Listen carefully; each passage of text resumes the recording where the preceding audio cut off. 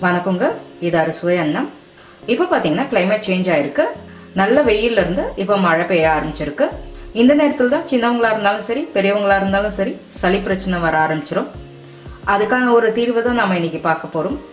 வேற எதுவும் இல்லை, பூண்டு பால் தான் செய்ய போறோம். வாங்க அதை செய்ய ஆரம்பிச்சிடலாம். இப்போ நான் ஒருத்தருக்கு தேவையான அளவுக்கு செய்யறேன். 1 டம்ளர் பாலை ஒரு பாத்திரத்தில் சேர்த்து காய்ச்சிடுவோம். ஒருத்தருக்கு 5லிருந்து 6 பல்லு பூண்டு வரைக்கும் எடுத்துக்கலாம். இதை முழு பூண்டா சேர்க்க வேணாம், கொஞ்சமா நசுக்கி சேர்த்துப்போம். பால் காயறதுக்குள்ளார இதை நசுக்கிட்டு வந்துடலாம்.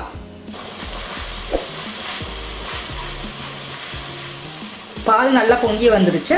இந்த நேரத்தில் நசுக்கின பூண்டை சேர்த்துருவோம். இங்க நான் 1/4 ஸ்பூன் அளவுக்கு மஞ்சள் பொடியும் 1/4 ஸ்பூன் அளவுக்கு மிளகு பொடியும் எடுத்திருக்கேன். இதையும் சேர்த்து கொதிக்க வச்சுப்போம்.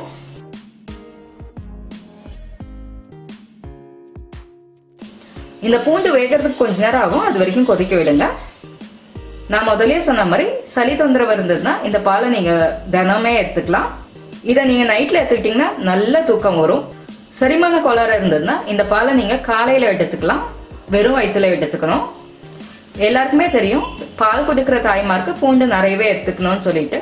அது மாதிரி இளம் தாய்மார்கள் இந்த பாலை நீங்க கட்டாயமா எடுத்துக்கலாம், தினமுமே எடுத்துக்கலாம் பால் தர வரைக்கும். பூண்டு இந்த பாலில் நல்லாவே வெந்துட்டு இருக்கு. வெந்துருச்சான்னு பார்ப்போம்.